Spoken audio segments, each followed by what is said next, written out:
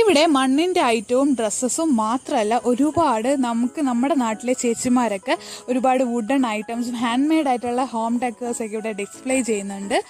അതുപോലെ ഒരുപാട് എനിക്ക് ഏറ്റവും ഫേവറേറ്റ് ആയിട്ടുള്ള ഏരിയ എത്തിയിട്ടുണ്ട്. ഇതുപോലെ ഇയറിങ്സ്. ഇത് മയൂഖി എന്ന് പറയുന്ന ഒരു സ്റ്റോറാണ്. ഇവരുടെ ഒറിജിനൽ ഔട്ട്ലെറ്റിൽ ഞാൻ പോയിട്ടുള്ളതാണ്.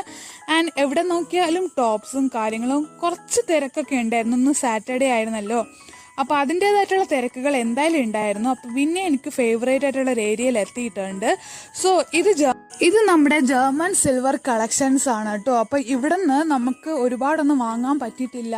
ഞാൻ 2-3 നോസ്പിന് മാത്രമാണ് വാങ്ങിയത്. കാരണം അവർ ഒരു തരത്തിലും ബാർഗെയിൻ പ്രൊമോട്ട് ചെയ്യുന്നില്ല.